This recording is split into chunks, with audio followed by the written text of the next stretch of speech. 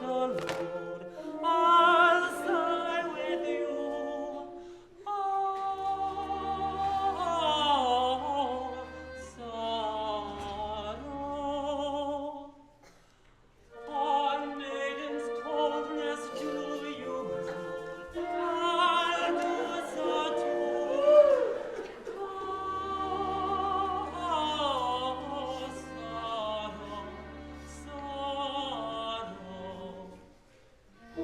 tremble,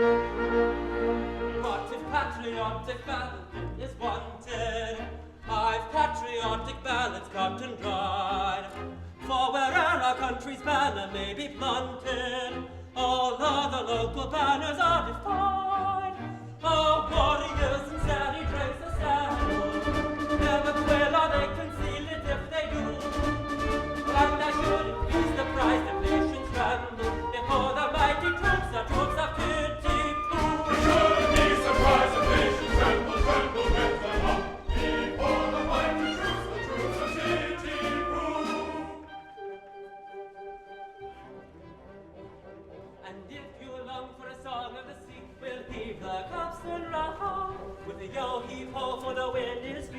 rank as a trip and a hound's a leap. Hurrah for the homeward bound. Yo-ho, deep-ho, hurrah for the homeward bound. To lay aloft in a howling breeze may tingle our landsman's face, but the happiest hour a sailor sees is when he's down at an inn on pump with Nancy on his knees. Yo-ho, and his arm around her waist. So hand and dress and on we go, as the wheel turns round and round. With a yo-heave-ho and a run below, hurrah for the homeward bound. With a yo-heave-ho and a run below. Yo-ho, yo-ho, yo-ho, yo-ho, yo-ho.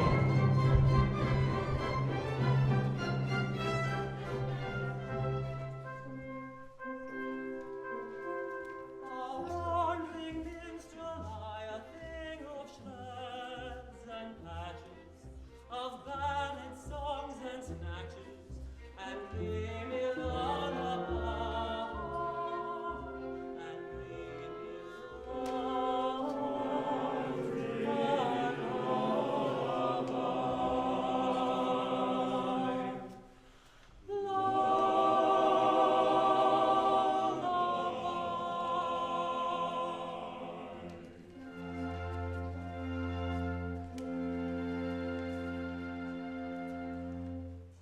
What might be your business with Yum Yum? I'll tell you. A year ago, I was a member of the Nanki-Poo town band. It was my duty to pass the cap round for contributions. Whilst performing this delicate office, I saw Yum Yum. We loved each other at once, but she was betrothed to her guardian, Coco, the cheap tailor, and I saw that my suit was hopeless. Overwhelmed with despair, I quitted the town. Judge of my delight when I discovered a month ago that Coco had been condemned to death for flirting. I returned at once, in the hopes of finding Yum Yum, at length at liberty to listen to my protestations. It is true that Coco was condemned to death for flirting, but he was reprieved at the last moment under the following remarkable circumstances.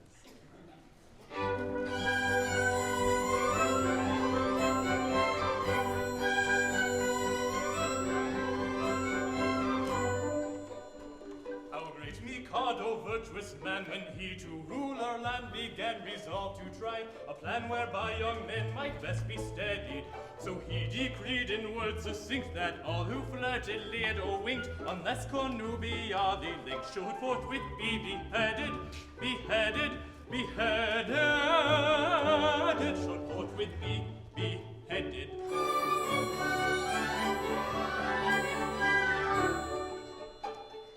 I expect that you'll agree that he was right to so decree. And I'm right and you are right, and everything is right as right can be. You are right and we are right, and as right can be, and all is right as right can be. Right as right can be.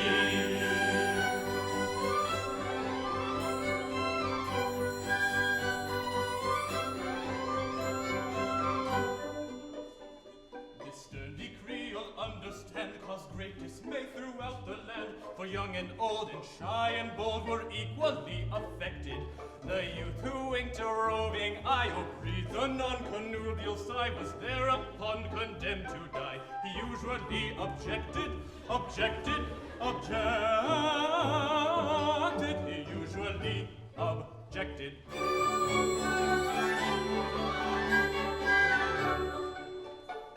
And you'll allow, as I expect, that he was right to so object. And I'm right, and you are right, and everything is quite correct. You are right, and we are right, and everything is quite correct. And everything is quite correct. All is quite correct.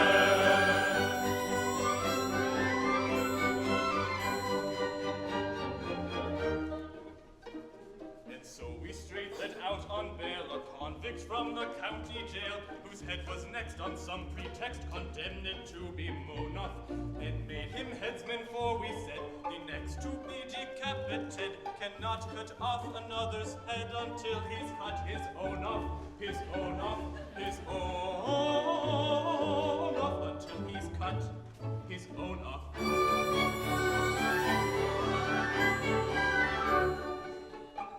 And we are right, I think you'll say, to argue in this kind of way. And I am right, and you are right, and all is right to Lurane. You are right, and we are right, and all is right to Lurane. And all is right, as we are right. All is right, is right.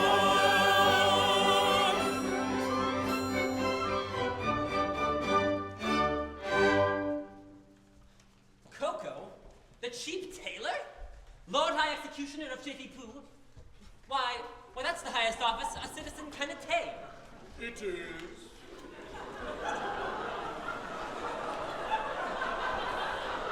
Our logical Mikado is seeing no moral difference between the dignified judge who condemns a criminal to die and the industrious mechanic who carries out the sentence, has rolled the two offices into one, and every judge is now his own executioner. But how good of you. For I see that you are a nobleman of the highest rank, to deign to speak to me, a mere strolling minstrel. Don't mention it. I am, in point of fact, a particularly haughty and exclusive individual of pre-Atomite ancestral descent. You will understand this when I tell you that I can trace my ancestry back to a protoplasmal primordial atomic globule. Consequently, my family pride is something inconceivable. I can't help it, I was born sneering. But I struggle hard to overcome this, my only defect. I mortify my pride continually. Why, when all the great officers of state resigned in a body because they're too proud to serve under a cheap ex-tailor, did I not unhesitatingly accept all their posts at once? And the salary is attached to them. I beg your pardon? You did. Yes. It is consequently my degrading duty to serve this upstart as First Lord of the Treasury, Lord Chief Justice, Commander-in-Chief, Lord High Admiral, Master of the Buckhounds. Don't forget Groom of the Back Stairs. Groom of the Back Stairs, Archbishop of Nanki-Poo, and Lord Mayor, both acting and elect. All these offices and more rolled into one, and that's a salary of Pooh-Bah paid for his services. I, a salaried minion. But I do it. It provokes me, but I do it. And it does you credit. But I don't just stop at that. No. I go and dine with middle-class people on reasonable terms. I dance at cheap suburban parties for a moderate fee. I accept refreshments from any hands, however low. I also retail state secrets for a very low figure. For instance, any further information regarding Yum Yum will come under the heading of a state secret.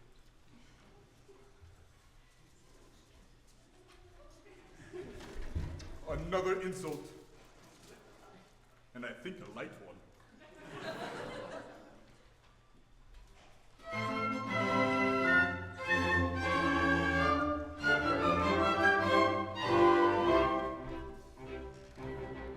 Young man despair, like wise goat who, younger bear. You must not woo, it will not do. I'm sorry for you, you very imperfect ablutioner. This very day from school, Yum will wend away and homeward come with beat of drum and a rum-pum-pum to wed the Lord High Executioner. And the brass will crash and the trumpets spray and the wedding day. She'll toddle away as Oliver with the Lord High Executioner. And the brass will crash, and the trumpets play, and the cars will dash on her wedding day. She'll toddle away as Oliver with the Lord High Executioner.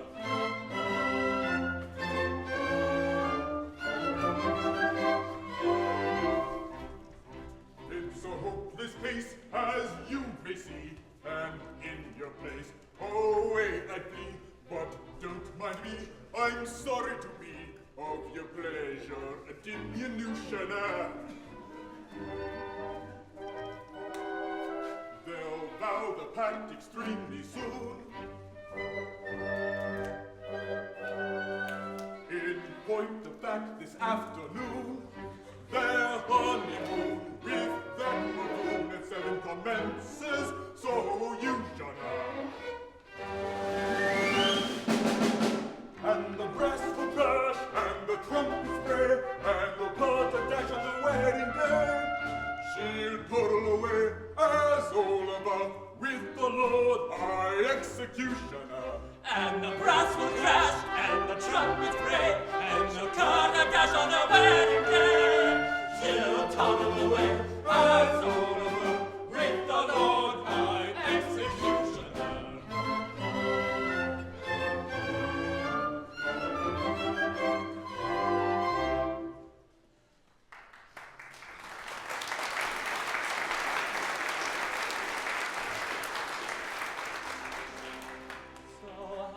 Journeyed for a month or nearly to learn that young, whom I love so dearly.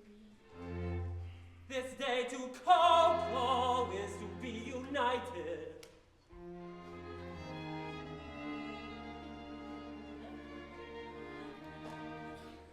The fact appears to be as you've recited.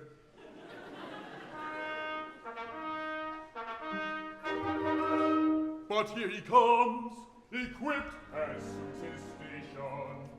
He'll give you any further information.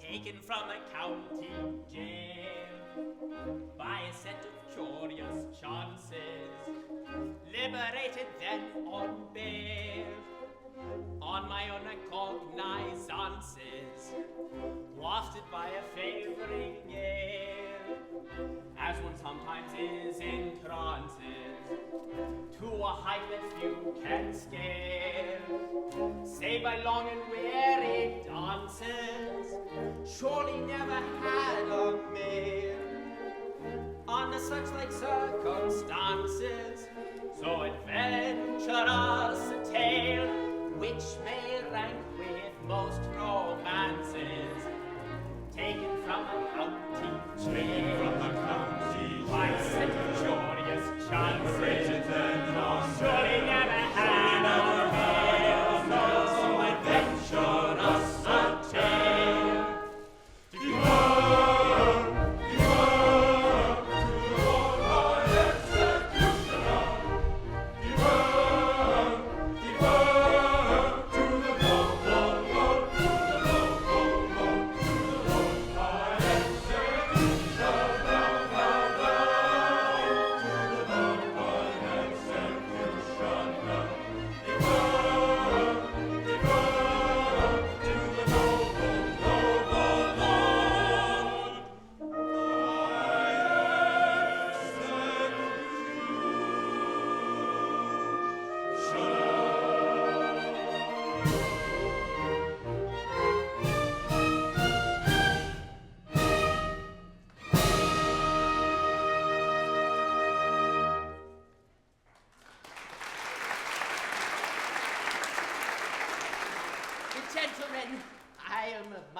touched by this reception.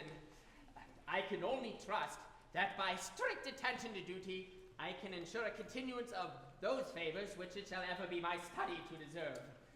Should I ever be called upon to act professionally, I have no doubt I can find plenty of people whose loss will be a distinct gain to society at large.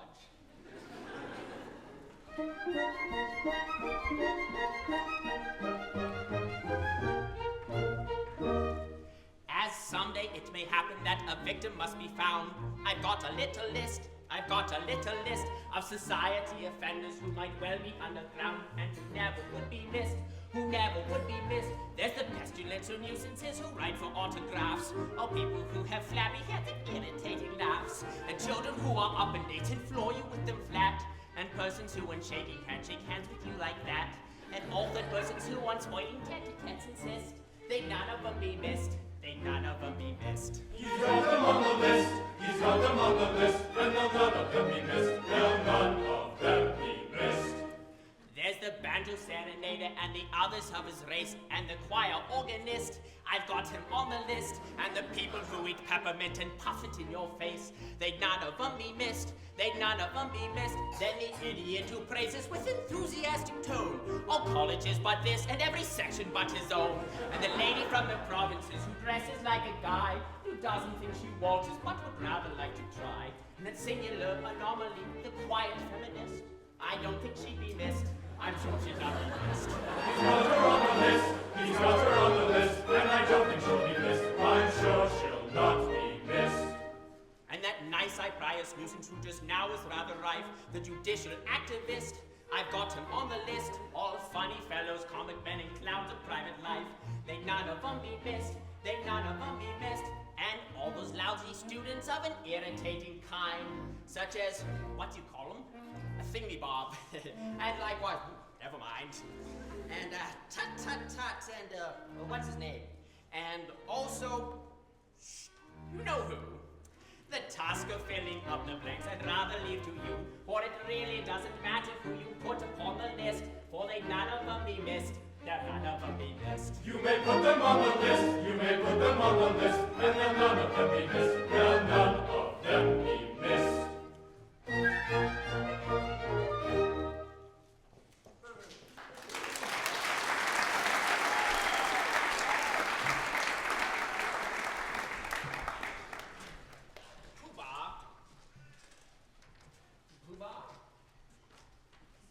Pooh-Bah. It seems that the festivities in connection with my approaching marriage must last a week. I should like to do it handsomely, and I want to consult you as to the amount I ought to spend on them. Certainly, in which of my many capacities, as First Lord of the Treasury, Lord Chamberlain, Attorney General, Chancellor of the Exchequer, Privy Purse, or Private Secretary? Let's say as private secretary. Speaking as your private secretary, I have no hesitation in saying, as the city will have to pay for it, don't stint yourself, do it well. Exactly. As the city will have to pay for it, that is your advice. As Private Secretary. Of course, As Chancellor of the Exchequer, I am bound to see that due economy is observed. But you said just now, don't stint yourself, do it well. As Private Secretary. And now you're saying that due economy must be observed? As Chancellor of the Exchequer. I see. Well, come over here where the Chancellor can't hear us. Now then, as my solicitor, how do you advise me to deal with this difficulty? Oh, speaking as your solicitor. I should say, chance it. Thank you, I will. if it were not that as Lord Chief Justice, I must see that the law isn't violated. I see. Well, come over here where the Lord Chief Justice can't hear us. Now then, as First Lord of the Treasury... As First Lord of the Treasury, I could propose a special vote that would cover all expenses. If it were not that as leader of the opposition, it were my duty to resist it tooth and nail. Or as Paymaster General, I could so cook the accounts that as Lord High Auditor, I would never discover the fraud. But then, as Archbishop of Titty-Poo, it would be my duty to denounce my dishonesty and give myself into my own custody. As First Commissioner of Police. Well, that's extremely awkward. Yes, but I don't say that all these distinguished persons couldn't be squared, but it would be only right to tell you that they would be sufficiently degraded in their own estimation, Unless grossly insulted by a very considerable B-R-I-B-E.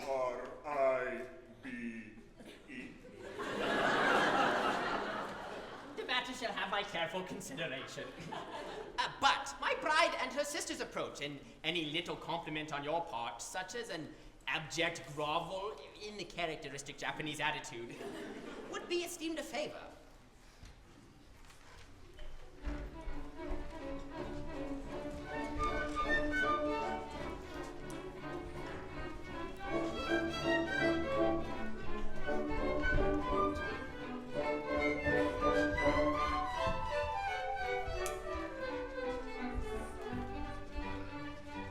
Comes our train of little ladies, from scholastic travels free.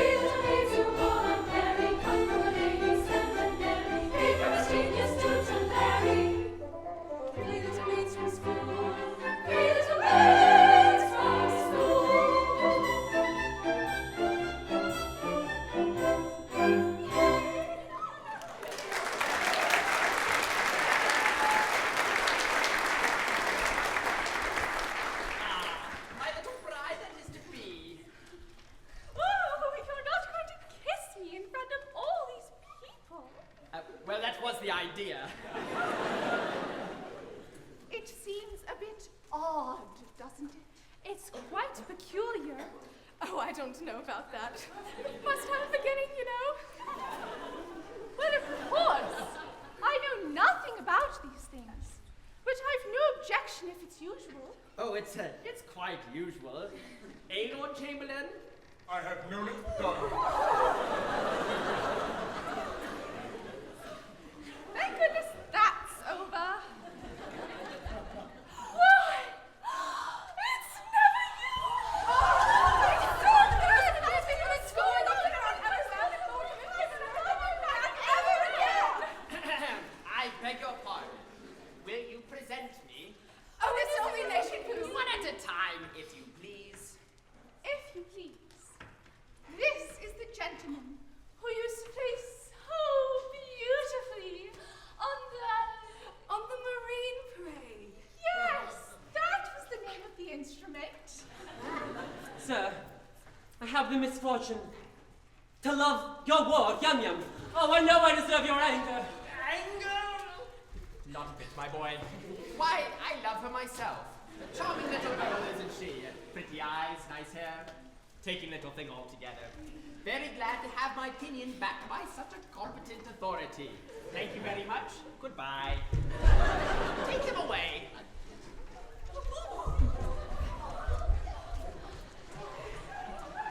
What in the world is this? Customer come to try on. Oh, that is a tremendous swell. It's alive. Go away, little girls. Can't talk to little girls like you. Go away. There's dears. Allow me to present you, Pooh-Bah. These are my 3 wards. The one on the left is my bride-elect. What do you want me to do with them? Mind you, I will not kiss them. No, you shan't kiss them. A little bow, a mere nothing. You needn't mean it, you know. It goes against the grain. They are not young ladies, they are young persons. Come, make an effort. There's a good nobleman. Well, I shan't mean it. Howdy do, little girls. Howdy do. Oh, my protoplasmal ancestors. That's very good. I see nothing to laugh at. It is very hard for me to have to say, howdy do, little girls, howdy do. I am not in the habit of saying howdy do, little girls, howdy do to anyone under the rank of a stockbroker. Don't laugh at him. He can't help it. He's under treatment for it. Don't mind them. They don't understand the delicacy of your position. We know how delicate it is, don't we? I should say we do. How a nobleman of your importance can do it at all is a thing I never can, never shall understand.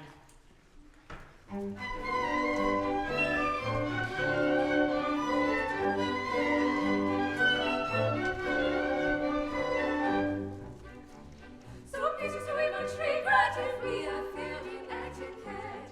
Towards a better rank so high we shall know better by and by. But youth of course must have its things, so pardon us, and don't interrupt, let's have this frank. Pardon us if we're inclined to dance and sing sha-la-la-la-la, sha-la-la-la-la, sha-la-la-la-la,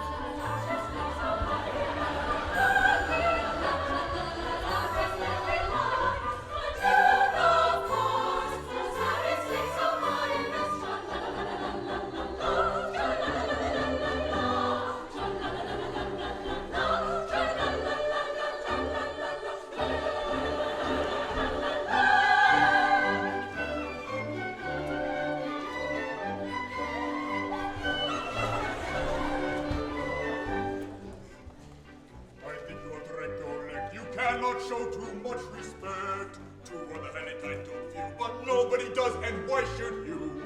That youth that us should have a spling is pardonless, to our prerogatives we cling, so pardon us if we decline to dance and sing tra-la-la-la-la-la, tra-la-la-la-la-la, tra-la-la-la-la-la.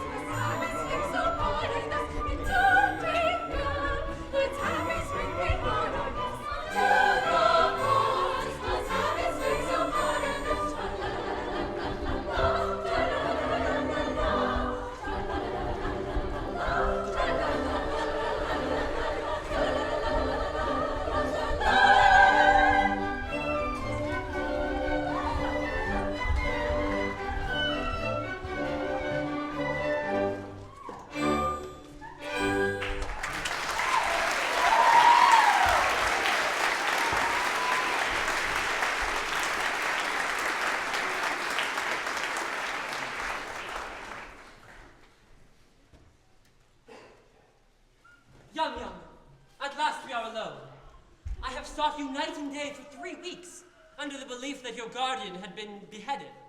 And I discover that you are to be married to him this afternoon. Alas, yes. But you do not love him. Alas, no. Modified rapture. Then why do you not refuse him? Well, he's my guardian. What good would that do? He won't let me marry you. But I would wait until you were of age. You forget that in Japan, girls do not arrive at years of discretion until they are 50. True. Years 17 to 49 are considered years of indiscretion. Besides, a wandering minstrel who plays a winged instrument outside of tea houses is hardly a fitting husband for the ward of the Lord High Executioner. But... Shall I tell her? Yes, she will not betray me. What if it should prove that, after all, I am no musician? There! I knew it directly I heard you play.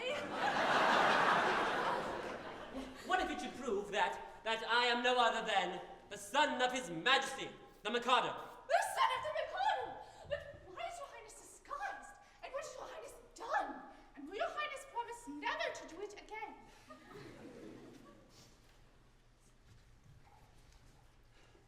Some years ago, I had the misfortune to captivate Katisha, an elderly lady of my father's court. She mistook my customary affability for expressions of affection and claimed me in marriage under my father's law. My father, the Lucius Junius Brutus of his race, insisted I marry her at once or perish ignominiously on the scaffold. That night, I fled the court, and in the disguise of a second trombone, I joined the band in which you found me. When I had the pleasure of seeing you. If your Highness please, I think your Highness had better not come too close. The laws against flirting are excessively severe. Oh, but we are quite alone, and nobody can see us. Still, that doesn't make it right.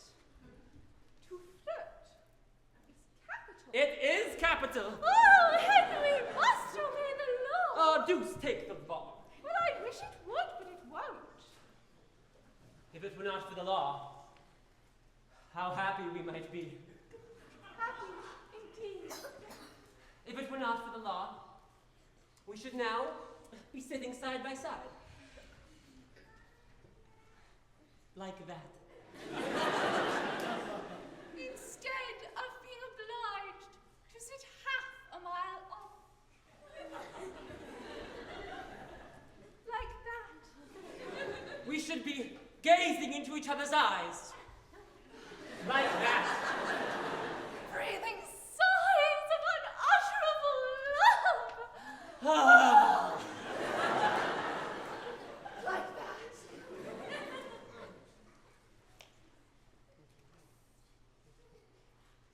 With our arms around each other's waists. Like that. If it wasn't for the law, If it wasn't for the law. as it is, of course, we could never do anything of the sort. Not for worlds. Being engaged to Coco, you know. Being engaged to Coco.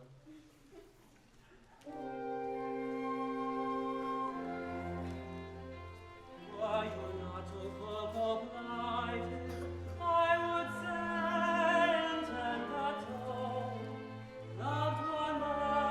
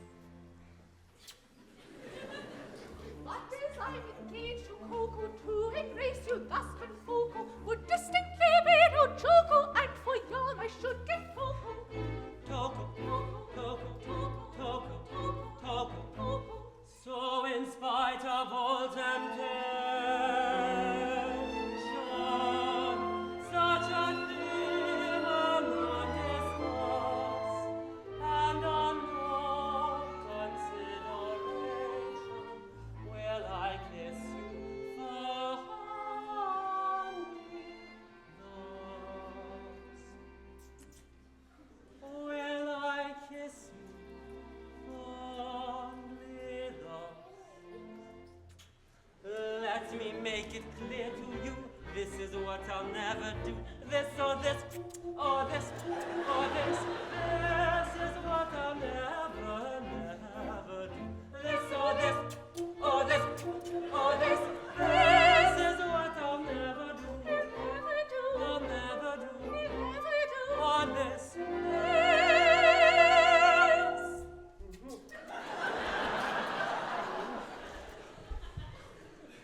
Is what I'll never, never do.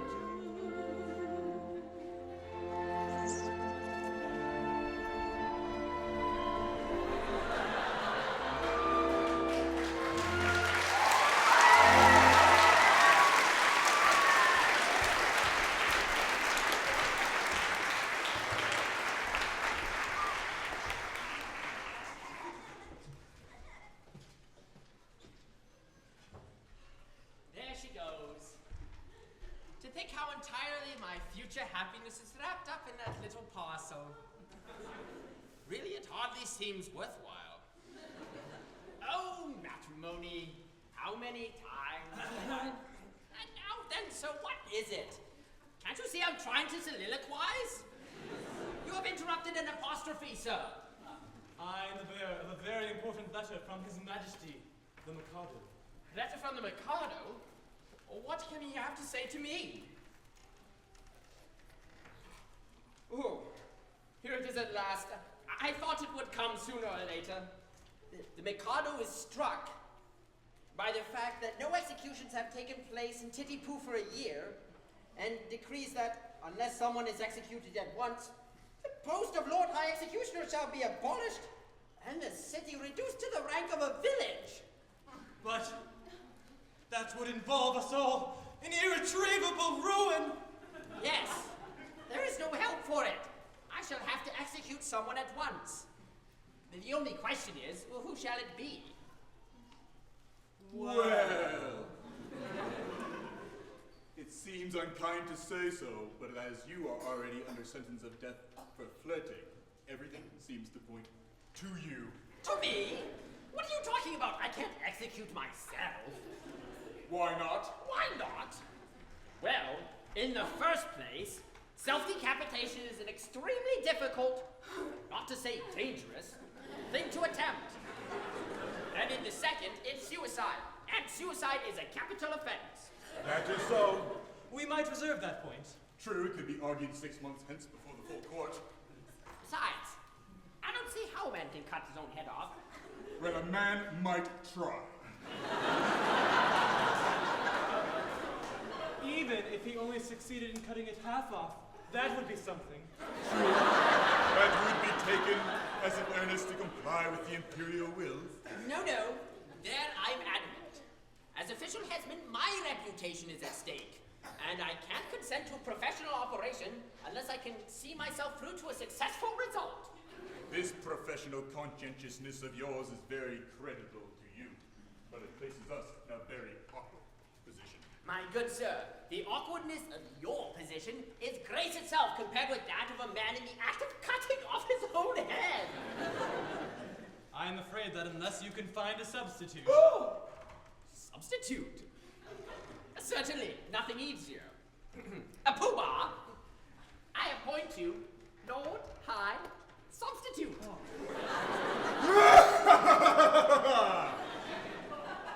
Such an appointment would realize my fondest dreams. But no. At any sacrifice, I must put bounds to my insatiable ambition. I am so proud if I allow my family pride to be my guide. I'd volunteer to quit this sphere instead of you in a minute or two. But family pride must be denied and set aside and mortified and mortified. My brain it teems with endless schemes, both good and new for Titi-Poo, for Titi-Poo. But if I flit the benefit that I diffuse, the town would lose. Now every man to aid his clan should plot and plan as best he can. I heard one day and say that criminals who are cut in two can hardly feel the fatal steel, and so are slain without much pain. If this is true, it's jolly for you, your courage screw to bid us adieu. I am so proud. My brave if team, I allow my family pride. Who are cut in two can hardly feel the fatal steel, and so are slain without much pain. If this is true, it's jolly for you, your courage screw to bid us adieu. can. And so, although I'm ready to go, yet recollect to a disrespect that I neglect to thus effect this indirect. So I object. And so, although I wish to go, and greatly pine to brightly shine and take the line of a hero fine, with grief on dying, I must decline. And go and show a friend and foe how much you dare. I'm quite aware it's your affair, yet I declare I take your share, but I don't much care. I must So I decline. object. So I object. take your share, but I don't. So I object. Your share, but I don't. So I object. So I object. So I object.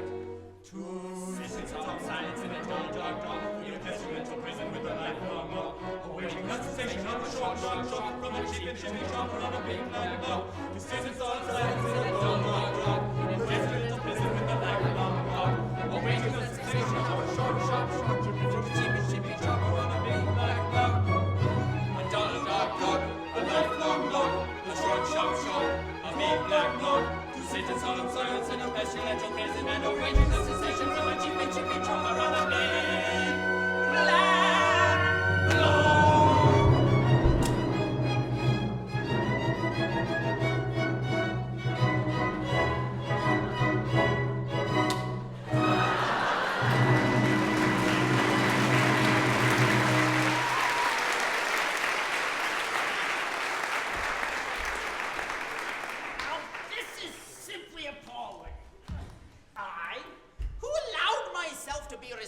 At the last moment, simply in order to benefit my native town, am now required to die, and that by a man whom I have loaded with honors. Is this public gratitude? Is this what... Oh, go on, don't mind me. What are you going to do with that rope? I am about to terminate an unendurable existence. Oh, terminate your existence? Oh, nonsense. What for? Because you are going to marry the girl I adore. Oh, nonsense, sir. I won't permit it. At all. I'm a humane man, and if you attempt to do anything of the kind, I shall order your instant arrest. Come, sir. Desist at once, or I shall summon my guard. Don't be ridiculous. If you attempt to raise any alarm, I instantly perform the happy dispatch with this dagger. No, don't do that. Oh, this is horrible. Why, you cold-blooded scoundrel. Are you aware that in taking your own life, you are committing a crime which is... Oh, substitute. What do you mean? Is it absolutely certain you're resolved to die? Absolutely. Will nothing shake your resolution? Nothing. Prayers, threats, entreaties? All. My mind is made up. Well, if you really mean what you say, and nothing whatever will shake your resolution, don't spoil yourself by committing suicide, but be beheaded handsomely at the hands of the public executioner. I don't see what that would do for me. You don't? Observe. You will have a month to live, and you will live like a fighting cock at my expense. When the day comes, there will be a grand public ceremonial. You will be the central figure. No one will attempt to deprive you of that distinction. There'll be a procession. The dead march, band, bells tolling, all the girls in tears. Yum distracted. And, you know, when it's all, over, general rejoicing, and a display of fireworks in the evening. Well, you won't be there to see them, but they'll be there all the same. Do you think Yum would really be distracted at my death? Oh, I'm convinced of it. Bless you, she's the most tender-hearted little creature alive. I should hate to cause her pain. I suppose if I were to retire from Japan and travel in Europe for a couple years, I might contrive to forget her. I don't think you could forget Yum so easily, and After all, what is more miserable than a love-blighted life? True. Why, life without Yum Yum. It seems absurd. And yet, well, there are a great many people who have to endure it. Poor devils, yes. You are quite right not to be one of their number. I won't be of their number. Noble fellow. I tell you how we'll manage it. Let me marry Yum Yum tomorrow, and in a month you may behead me. No, no. I draw the line at Yum Yum. Well, if you can draw the line, so can I. Wait a bit. Be reasonable. How can I consent to you marrying Yum Yum if I'm going to marry her myself?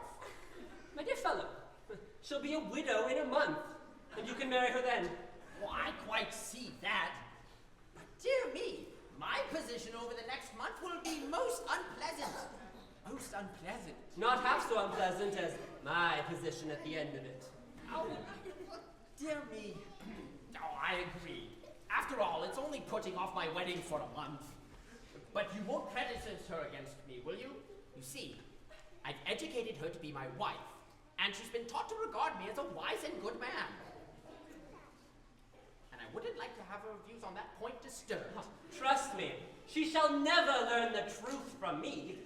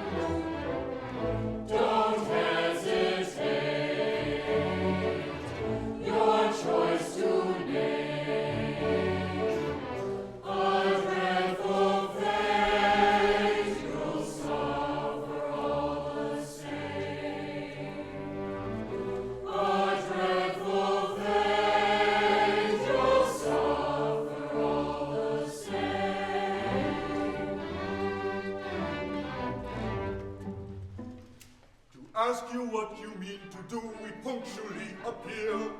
Congratulate me, gentlemen, I found a volunteer. The Japanese equivalent for here. 'Tis Nanki-Poo. Hail, Nanki-Poo. I think he'll do. Yes, he'll do. He yields his life if I'll Yum Yum surrender. Now I adore that girl with passion tender, and could not yield her with a ready will, or her a lot, if I did not adore myself with passion tenderer still, with passion tenderer still. Ah, yes, he loves himself with passion tenderer still. Take her, she's yours.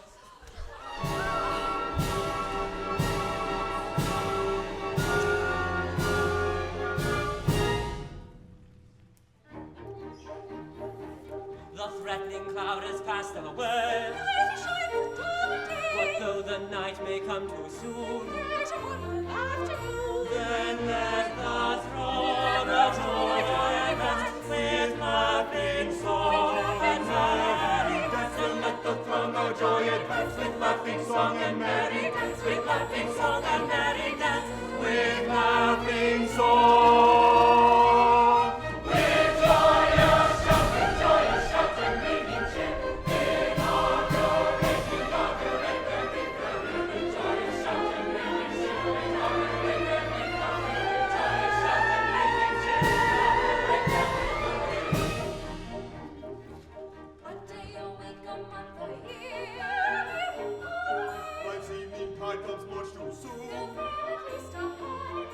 Then let the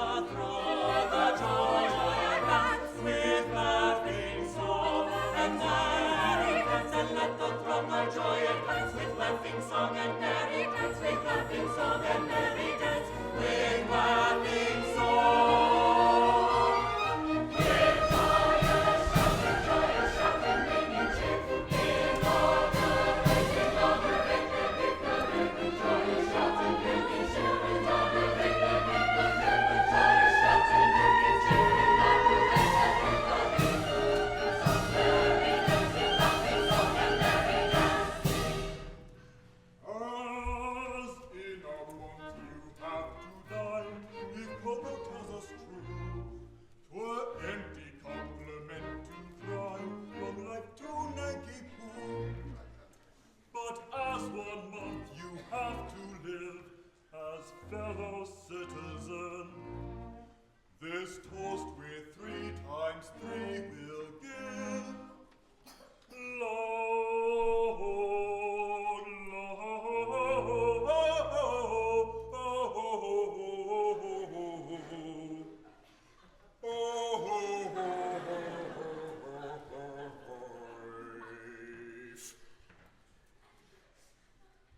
long life to you.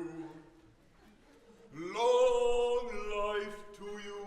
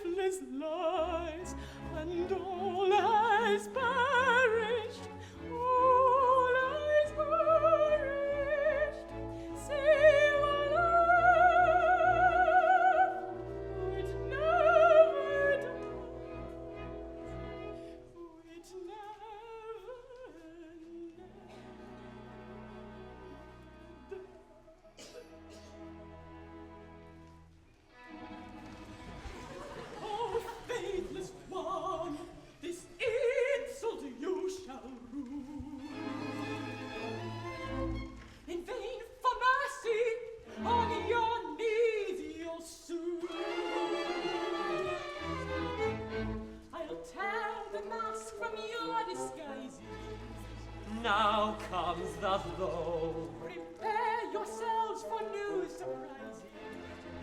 How foil my foe? No minstrel he, despite bravado. I know. He is the son of the earth.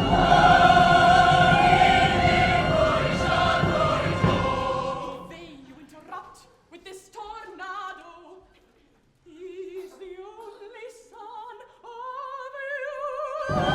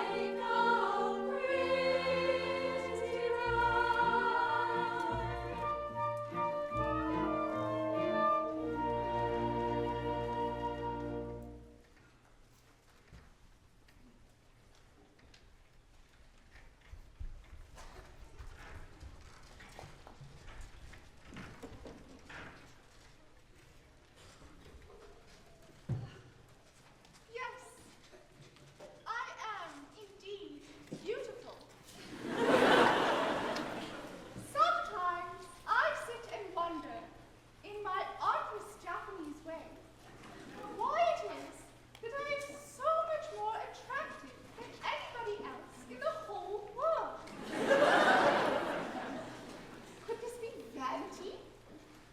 No. Nature is lovely and rejoices in her loveliness. I am a child of nature and take after my mother.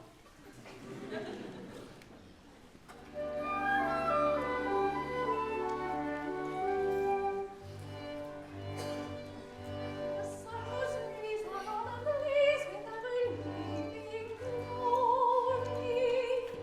Must not deny his majesty, his voice would tell his story. He does exclaim, we blush the shame, so kindly gorgeous. But face it bold in fiery heavenly glories on earth golden.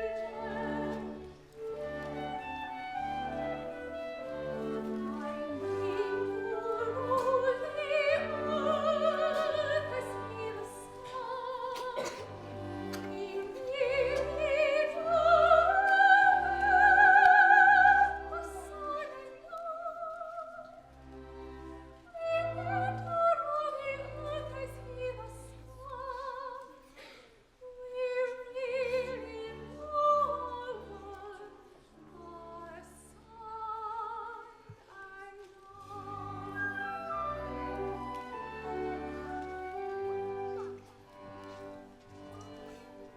Observe its flame, that placid flame, the moon's celestial highness. There's not a trace upon her face of diffidence or shyness. She borrows light that through the night might kindly all acclaim her. And truth to tell, she writes up well, so I for one won't blame her.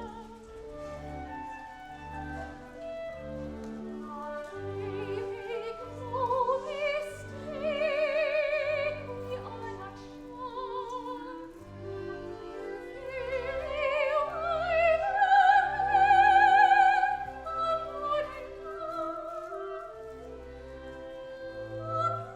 make no mistake, we are not sure. We're very wide awake, from moon and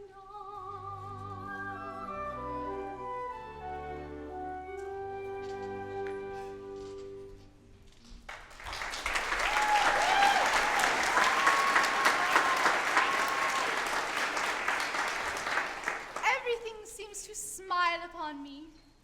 I am to be married today to the man I love best, and I believe that I am the happiest girl in Japan. The happiest girl indeed, for she is indeed to be envied who's attained happiness in all but perfection. In all but perfection. Well, dear, it can't be denied that the fact that your husband is to be beheaded in month is in its way a drawback. It does seem to take the top off it, you know. I don't know about that. It all depends. At all events, he will find it a drawback. Not necessarily, bless you. It all depends. I think it very indelicate of you to refer to such a subject on such a day. If my married happiness is to be Cut short. I'll cut short in a month. Can't you let me forget it? Yum Yum, in tears, and on her wedding morn. They've been reminding me that in a month you're to be married. Yes, we've been reminding her that you're to be married. It's quite true, you know. You're to be married. Now, some bridegrooms would be depressed by this sort of thing.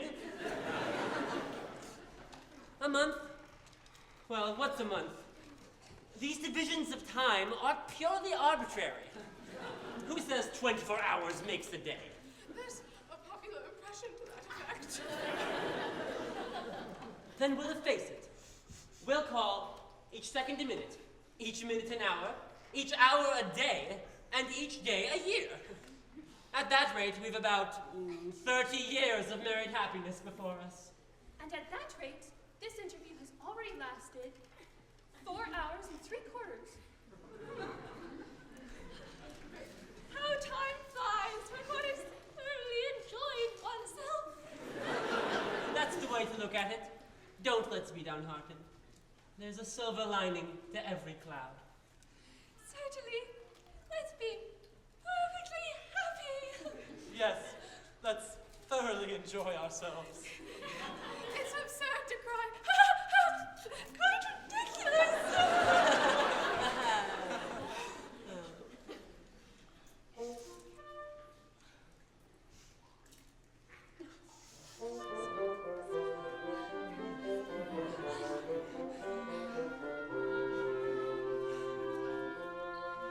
Brightly dawns our wedding day.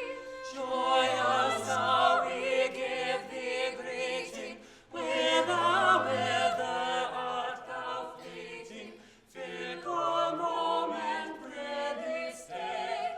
Fickle moment, prithee stay.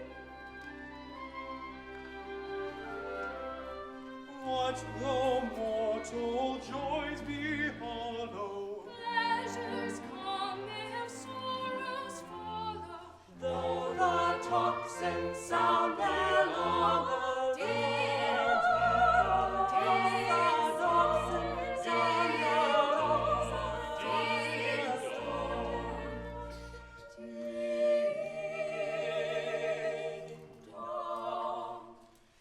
ding dong, yet until the shadows fall over one and over all. sing on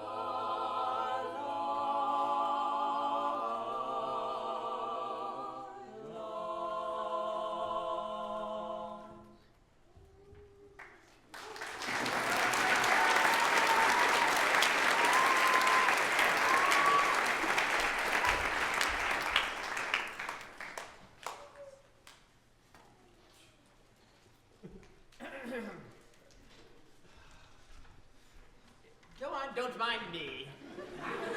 I'm afraid we're distressing you. No, I must get used to it.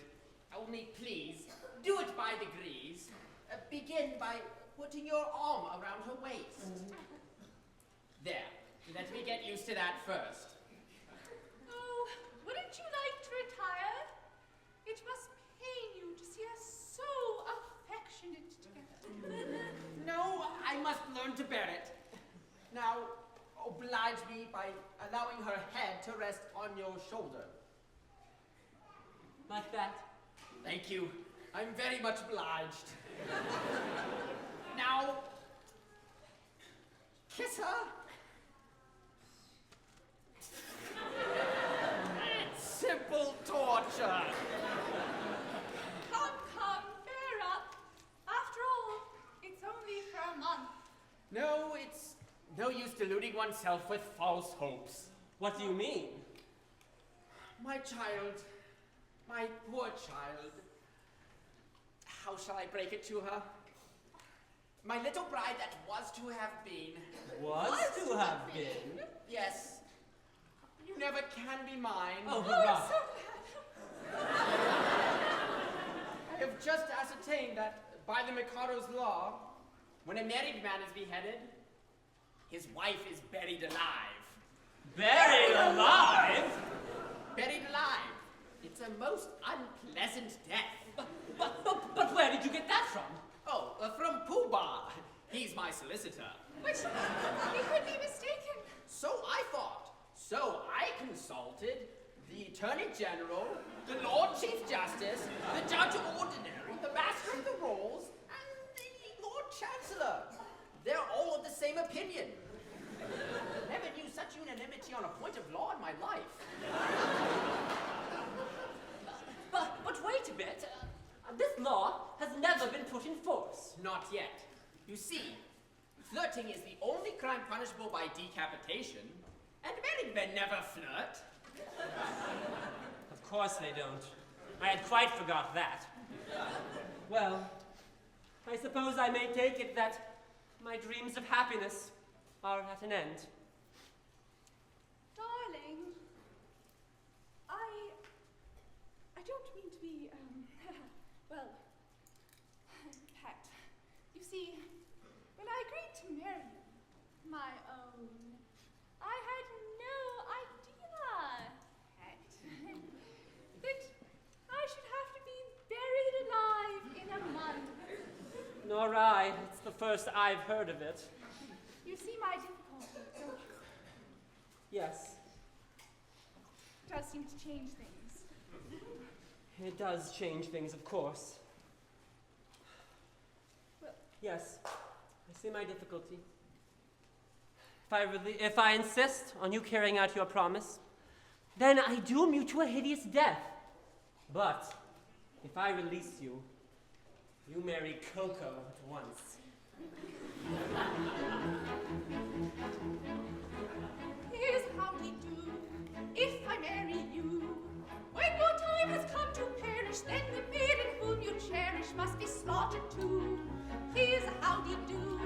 Here's a howdy-do. Here's a pretty mess, in a month or less. I must die without a wedding. Let the bitter tears I'm shedding witness my distress. Here's a pretty mess. Here's a pretty mess. Here's state of things, to her life she clings. Matrimonial devotion doesn't seem to suit her notion. Burial it brings. Here's state of things. Here's state of things. With a passion that's intense, they worship and adore. But the laws of common sense they oughtn't to ignore. If what I say is true, 'tis death to marry you. Here's a pretty state of things. Here's a pretty howdy-do. Here's a pretty state of things. A pretty state of things. Here's a howdy. Here's a howdy-do. If what I say is true, I cannot marry you. Here's a pretty state of things. Here's a pretty howdy-do.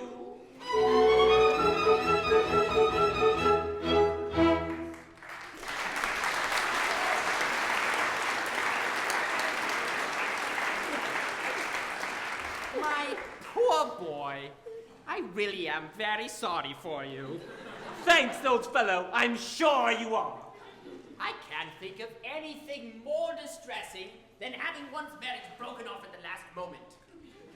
But you shan't be disappointed of a wedding. You shall come to mine. Oh, that's awfully kind of you, but I'm afraid it's impossible. Oh, why so? Because today I die! But what do you mean? I can't live without Yum Yum. This afternoon, I perform the Happy Dispatch. No, pardon me, I can't allow that. Why not? Why, if you kill yourself, then I shall have to be executed in your place. Oh, it would certainly seem so.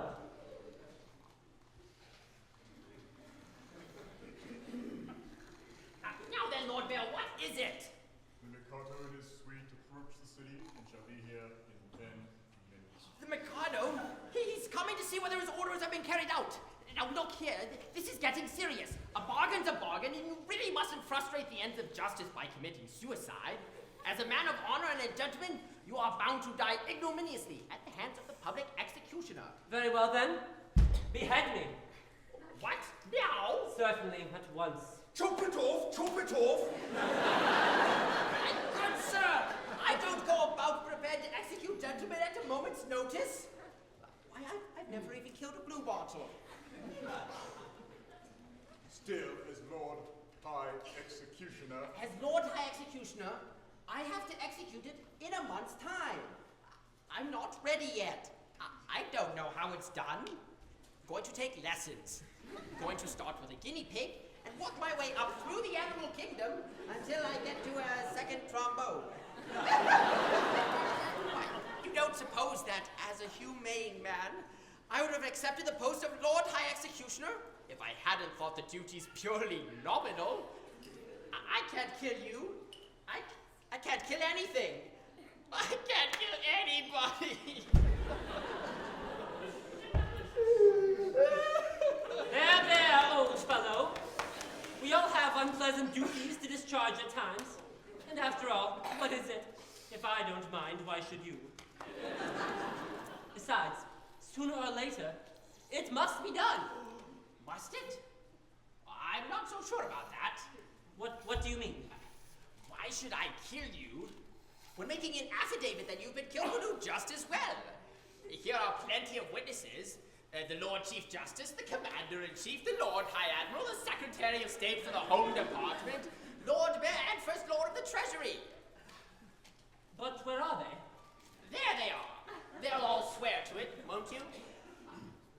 Am I to understand that all of us high officers of state are required to perjure ourselves to ensure your safety? Why not? You'll be grossly insulted as usual. Will the insult be cashed down or at a date? It will be a ready money transaction. Well, it will be a useful discipline. Very good. Choose your fiction. I'll endorse it. Ha! How do you like that, my family pride? But I tell you, life without Yum Yum. Oh, Yum Yum, Yum Yum. Bother Yum Yum. Commissioner, go and fetch Yum Yum. Now, take Yum Yum and marry Yum Yum. Only go away and never come back with Yum Yum again. Oh, here she is. Yum Yum. Are you particularly busy? Not particularly. You've got 5 minutes to spare? Yes. Then go along with his grace, the Archbishop of Nanki-Poo, and he'll marry you at once. But I'm not to be buried Don't ask questions, but do as I say. Nanki-Poo will explain all. But hold on a minute. Not for worlds! Here comes the Mikado, no doubt to ascertain whether I've obeyed his decree. And if he finds you alive, I shall have the greatest difficulty in persuading him I beheaded you! Close thing that, but here it comes!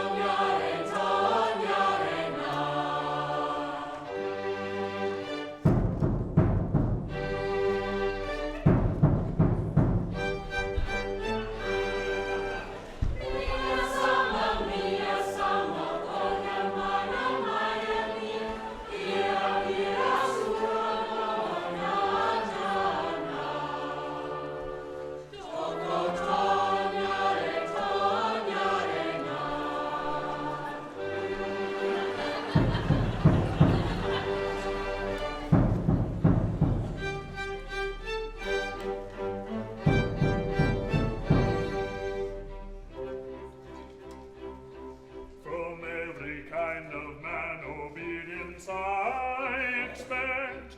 I'm the Emperor of Japan, and I'm his daughter-in-law elect.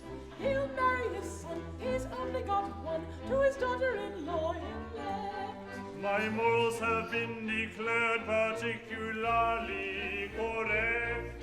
But they're nothing at all compared with those of his daughter-in-law elect.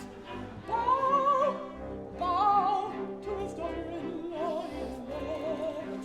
Bow, bow to his daughter-in-law elect.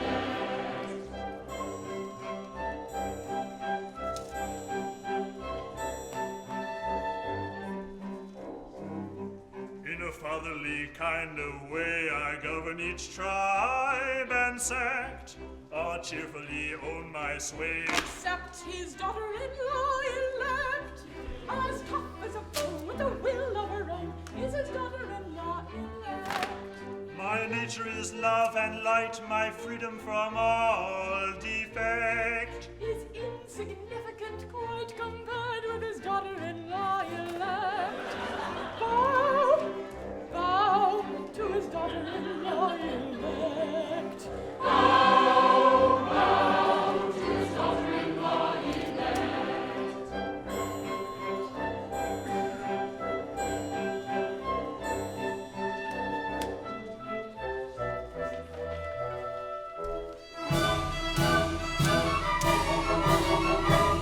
A more humane Mikado never did in Japan exist.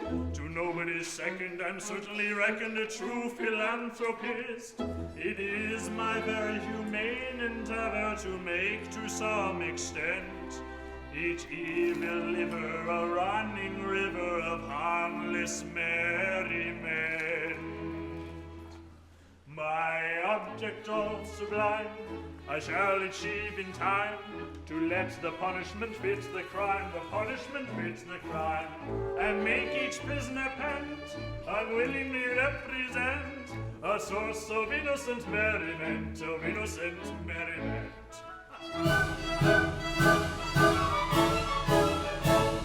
All prosy, dull society sinners who chatter and bleat and bore are sent to hear sermons from mystical Germans who preach from 10 till 4. The amateur tenor whose vocal villainies I desire to shirk shall during off hours exhibit his powers to Madame Tussard's waxwork. The lady who dyes a chemical yellow or stains her gray hair puce or pinches her figures blackened with vigor with permanent walnut juice. The idiot who in railway carriages scribbles on window panes, we only suffer to ride on a buffer in parliamentary trains. My object all sublime, I shall achieve in time, to let the punishment fit the crime, the punishment fits the crime, and make each prisoner pent, unwillingly represent a source of innocent merriment, of innocent merriment. His object all sublime, he will achieve in time, to let the punishment fit the crime, the punishment fits the crime, and make each prisoner pent, unwillingly represent a source of innocent merriment, of innocent merriment. The advertising quack who wearies with tales of countless cures, his teeth that enacted shall all be extracted by terrified amateurs. The music hall singer attends a series of masses and fugues and ops, by Bach interwoven with Schor and Beethoven and classical Monday pops. The billiard shark, whom anyone catches, his fate's extremely hard. He's made to dwell in a dungeon cell, on a spot that's always barred. And there he plays extravagant matches in fiddless finger stalls, on a cloth untrue, with a twisted cue, and elliptical billiard balls.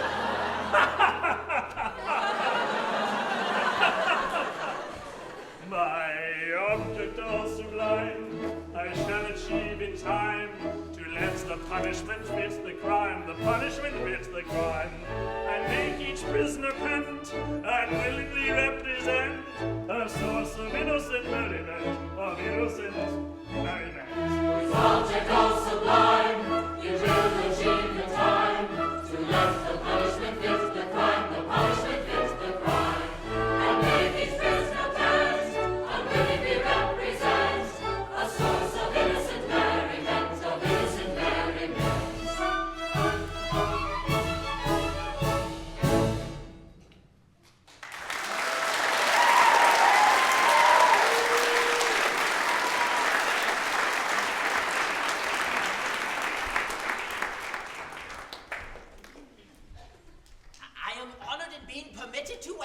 Majesty. I guess the object of your Majesty's visit, the execution has taken place. Oh, you've had an execution, have you? Yes, the coroner has just handed me his certificate. I am the coroner. And this is the certificate of his death. At Nanki-Poo, in the presence of the Lord Chancellor, Lord Chief Justice, Attorney General, Secretary of State for the Home Department, Lord Mayor, Groom of the second floor front, Archbishop. They were all there. I counted them myself. Very good house.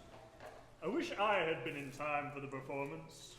A tough fellow he was, too. A man of gigantic strength. His struggles were terrific. It really was a remarkable scene. Describe it.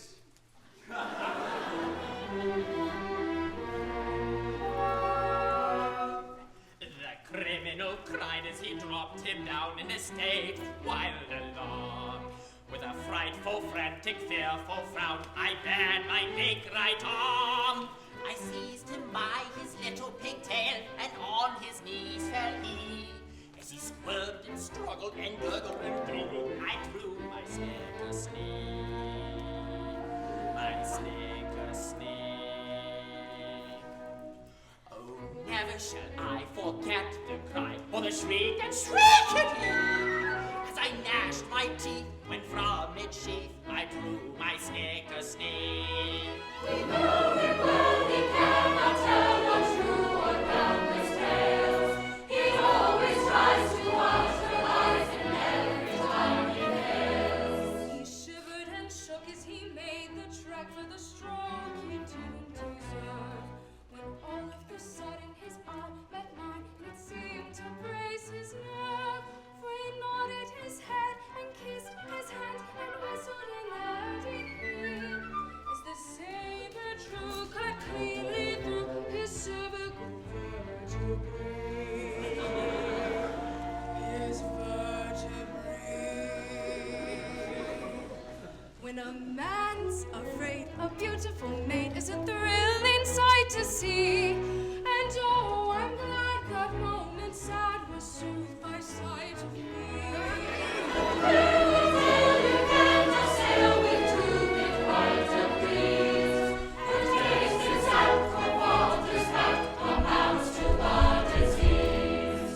Now, though you had said that head was dead, for its owner dead was he. It stood on its neck with a smile well bred, and bowed 3 times to me.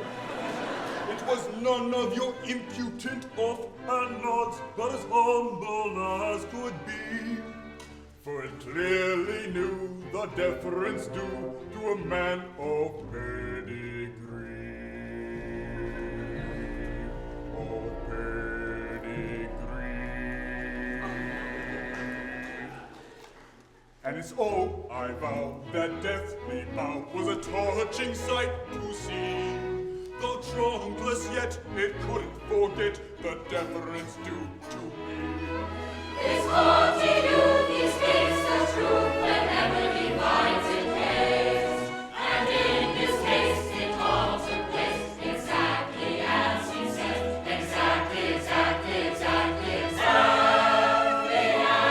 they say.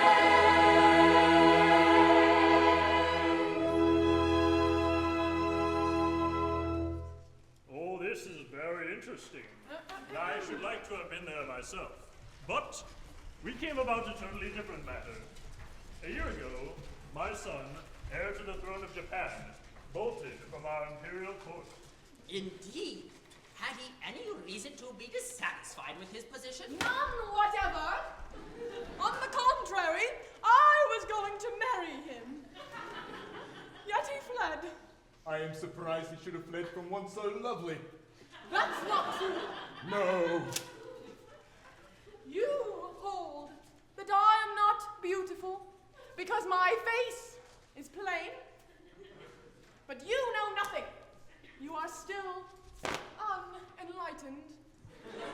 Learn then that it is not in the face alone that beauty is to be sought. My face is unattractive. It is. But I have a left shoulder blade that is a miracle of loveliness.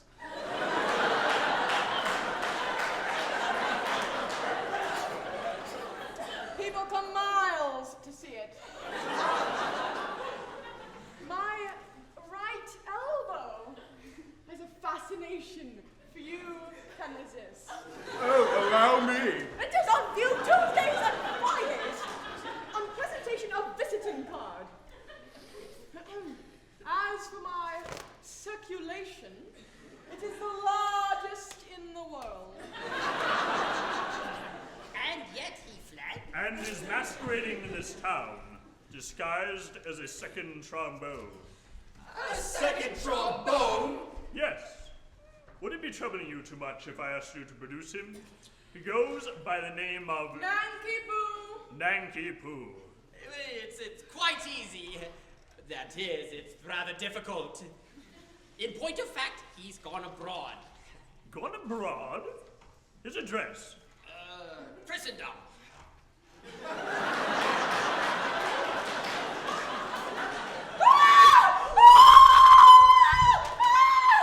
What's the matter?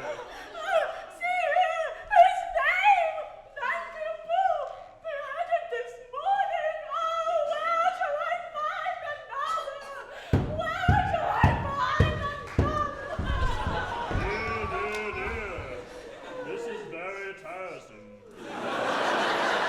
My poor fellow, it would seem that in your anxiety to carry out my orders, you have beheaded the heir to the throne of Japan. I beg to offer your majesty an unqualified apology. I desire to associate myself with that expression of regret. We haven't the least notion. Of course you hadn't. How could you? Come, my good fellow, don't distress yourself. It was no fault of yours. If a man of exalted rank chooses to disguise himself as a second trombone, he must take the consequences. It thoroughly distresses me to see you take on so. I've no doubt he thoroughly deserved all he got. We are infinitely obliged, your majesty. Much obliged, your majesty. Very much obliged, your majesty. Obliged not a bit, don't mention it. How could you tell? It's not as if we could tell who the gentleman really was. It wasn't written on his forehead, you know. It might have been written on his pocket handkerchief, but then Japanese gentlemen don't carry pocket handkerchiefs.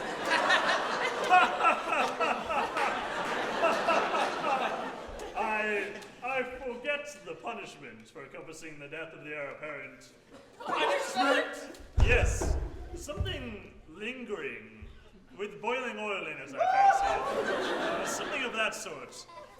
I think boiling oil occurs in it, but I'm not sure. I know it's something humorous, but lingering, with either boiling oil or melted lead. Come, don't distress yourself. I'm not the least bit angry. If your majesty will accept our assurance, we had no idea. Of course. I knew nothing about it. I wasn't there. That's the pathetic part of it. The fool of an act says, compassing the death of the heir apparent. There's not a word about a mistake. No. Or not knowing.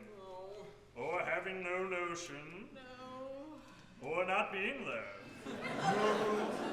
There should be, of course. Yes. But there isn't. That's the slovenly way in which these acts are always drawn up. However, cheer up. I'll have it altered next session. Now, let's see about your execution. Will after luncheon suit you? Can you wait till then?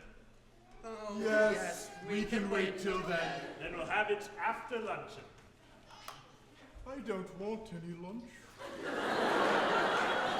I'm really very sorry for you all, but it's an unjust world, and virtue is triumphant only in theatrical productions.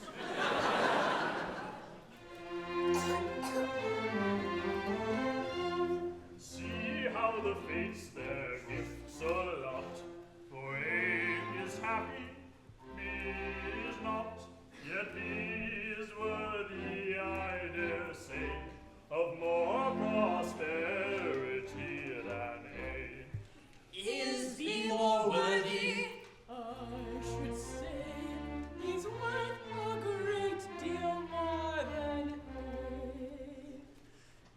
that A is happy, oh so happy, laughing ha ha, chaffing ha ha, nectar quaffing ha ha ha, ever joyous, ever gay, happy undeserving A, ever joyous, ever gay, happy undeserving A.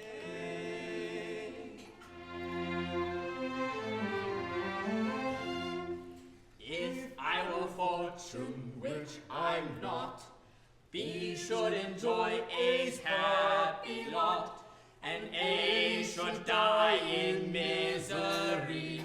That is assuming I am B. Should A perish, and should he? Of course, assuming I am B. B should be happy, oh so happy, laughing ha ha, chaffing ha ha, nectar quaffing ha ha ha, but condemned to die is he. Wretched meritorious be, but condemned to die is he. Wretched meritorious be.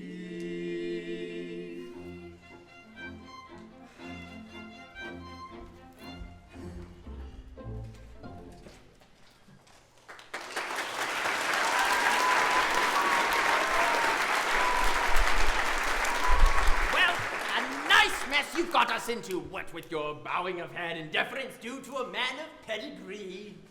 Merely corroborative detail intended to give artistic verisimilitude to a bald and otherwise uninteresting narrative. Corroborative detail indeed, corroborative fiddlesticks. And you're just as bad as he is, what with your comfortable story about catching his eye and whistling in air. But that's so like you, you must put in your oar. And what about you and your big right arm? Yes, and your snicker sneeze. Never mind about that now. There's only one thing to be done. Nanki-Poo hasn't left yet. He must come back to life at once. Oh, here he is. Nanki-Poo, I have good news for you. You're reprieved. Oh, but it's too late now. I'm a dead man. And I'm off for my honeymoon. Nonsense! And a terrible thing has just happened. It seems you're the son of the Mikado. Yes, but that happened some time ago. Is this the time for any persiflage? Your father is here, and with Katisha. My father and with Katisha? Yes, he wants you particularly. So does she. But he's married now. Oh, my good girl, what has that to do with it? Katisha claims me in marriage, but I'm married already. Consequently, she will insist on my execution. And if I am executed, my wife will have to be buried alive. You see our difficulty, don't you? Yes, I don't know what's to be done. There's one hope for you. If you could convince Katisha to marry you, then she would have no further claim on me. And I should be free to come to life without any fear of being put to death. What? I? Marry Katisha? I really think it's the only hope. But my good girl, have you seen her? She's something appalling. That's just her face. She has a right knee. People have miles to see. They say her circulation is much admired by connoisseurs. My good sir, I decline to pin my heart to any lady's circulation. It comes to this. While Katisha is single, I prefer to be a disembodied spirit. Once Katisha is married, existence will be as welcome as the flowers in spring.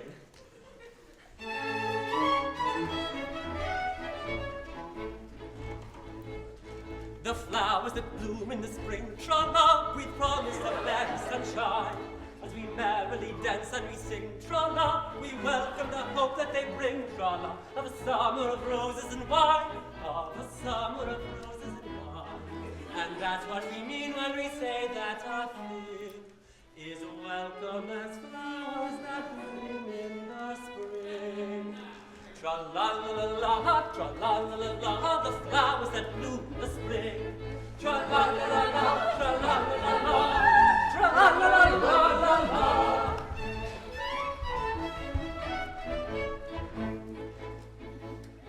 The flowers that bloom in the spring have nothing to do with the case. I've got to take under my wing a most unattractive old thing. With a caricature of a face. A caricature of a face.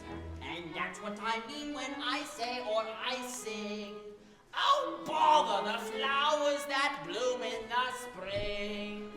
Tra-la-la-la-la, tra-la-la-la-la, oh, bother the flowers of spring. Tra-la-la-la-la, tra-la-la-la-la, tra-la-la-la-la-la.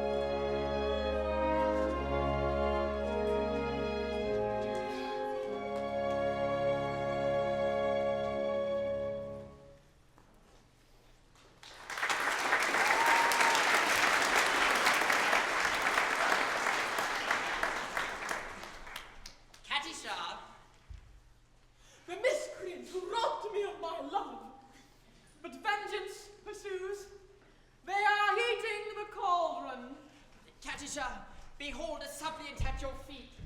Katisha, mercy! Mercy? Had you mercy on him?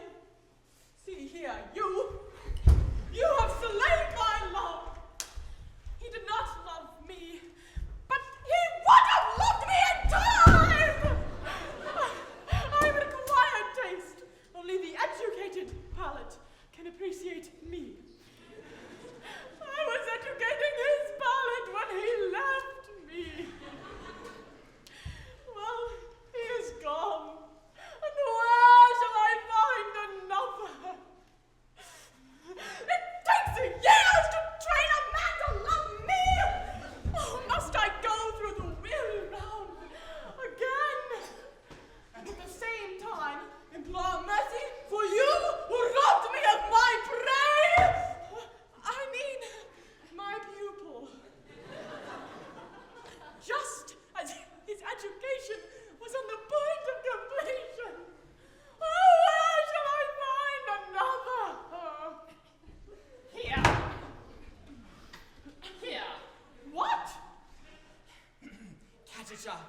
For years I have loved you with a white-hot passion that is slowly but surely consuming my very vitals. Shrink not from me. If there is aught of woman's mercy in your heart, turn not away from a lovesick suppliant whose every fibre throws at your tiniest touch.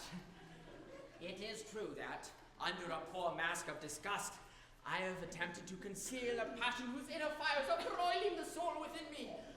But the fire will not be extinguished. It defies all attempts at extinction, and breaking out all the more eagerly for its long restraint, it declares itself in words that cannot be weighed, that cannot be schooled, that should not be too severely criticized.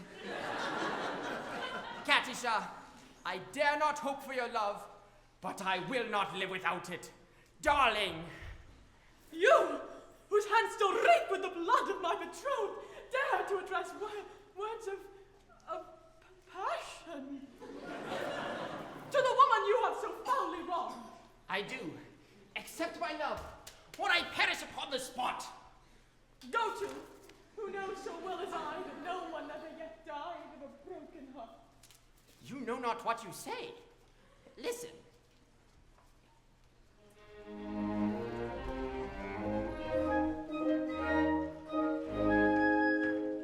On a tree by a river, a little tomtit sang willow, tit willow, tit willow. And I said to him, Dickie, but why do you sit singing willow, tit willow, tit willow? Is it weakness of intellect, birdie, I cry, or a rather tough worm in your little inside? With a shake of his poor little head, he replied, oh, willow, tit willow, tit willow.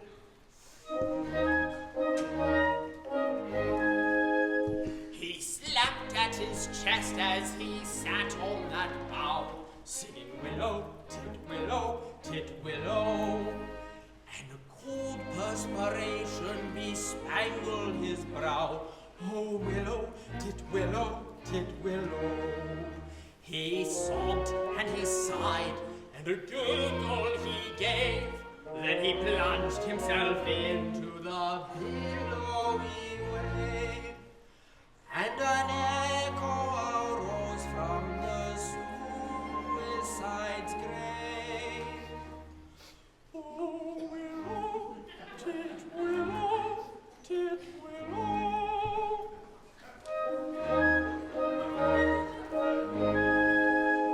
Now I feel just as sure as I'm sure that my name isn't Willow, tit willow, tit willow. That was blighted affection that made him exclaim, oh, willow, tit willow, tit willow. And if you remain callous and obdurate, I shall perish as he did, and you will know why. Though I probably shall not exclaim as I die. Oh, willow, tit willow, tit willow.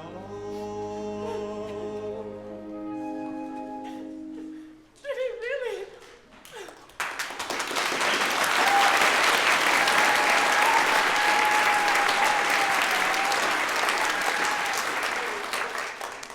Did he really die of love? He really did. On account of a cruel little hen? Yes. Poor little chap. It's an affecting tale, and quite true. I knew the bird intimately. Did you? He must have been fond of her. His devotion was something extraordinary. Poor little chap. And if I refuse you, will you go and do the same? At once! Oh, no, you mustn't! Oh, I'm a silly little goose. You are. And you won't hate me because I'm a teeny, weeny, wee little bit bloodthirsty, will you? there not beauty even in bloodthirstiness? My idea exactly!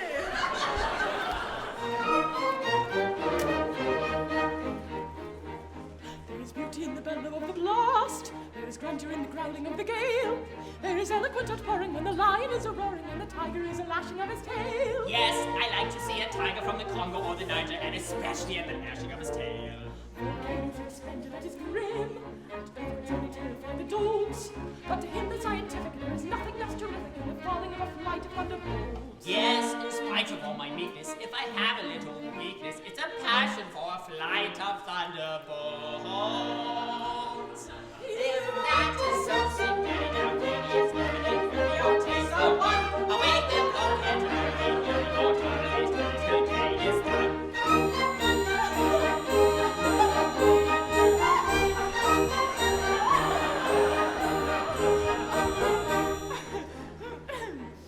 Are you old enough to marry, do you think?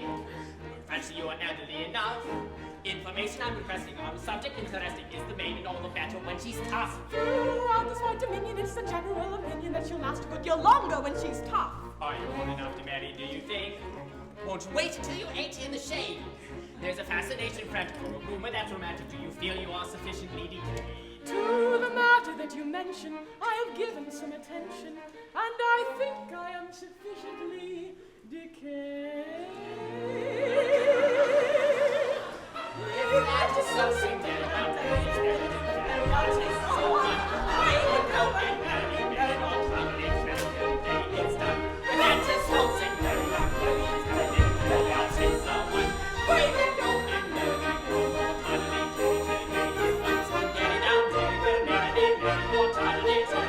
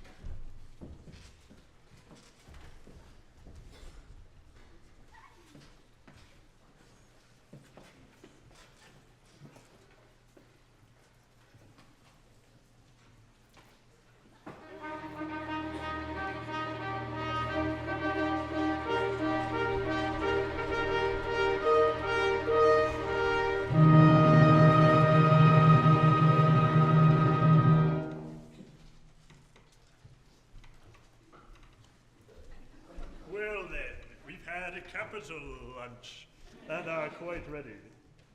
Have all the painful preparations been made? Your Majesty, all is prepared. Then produce the unfortunate gentleman and his two well-meaning but misguided accomplices. Mercy! A mercy for Coco. Mercy for Pretty Sing. Mercy even for Pooh-Bah. I don't think I quite caught that remark. Mercy even for Pooh-Bah. Mercy! The man that I was to have married is dead, and I have just married this miserable object. Oh, you've not been long about it. We were married before the registrar. I am the registrar. I see. But my difficulty is that, as you have slain the heir apparent... The heir apparent is not slain. Bless my heart, my son! And your daughter-in-law, elected. Traitor! You have deceived me! Yes, I do believe you're entitled to a little explanation, but I think you will give it better whole than in pieces. Your Majesty, It is true that I stated I had killed Nanki-Poo. Yes, with most affecting particulars. Merely corroborative detail intended to give artistic verisimilitude to a bold and Will you refrain otherwise... from putting in your oar? You see, Your Majesty, it's like this. When Your Majesty says, let a thing be done, it's as good as done, because Your Majesty's will is law. Your Majesty says, kill a gentleman, and a gentleman is told off to be killed. Consequently, that man is as good as dead. Practically, he is dead. And if he is dead, why not say so?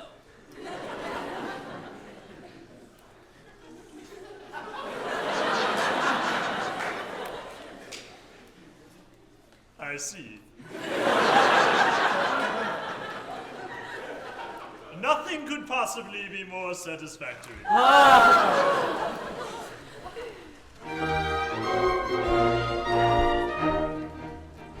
For he's gone and married young. Your anger may vary, for all will be merry. I think you had better succumb and join our expressions of play. On this subject, I pray you be dumb. Your notions, though many, are not worth a penny. The word for your guidance is mum. You've a very good bargain. On this subject we pray you be dumb. We think you had better succumb. You'll find there are many who wait for a penny, who wait for a penny. Now laws of provision the sea, there are laws of provision the sea. There's laws of provision the sea. There's laws of provision the sea, and the sea, and the sea, and the sea, and the sea. The thin cloud has passed away. What though the night may come too soon?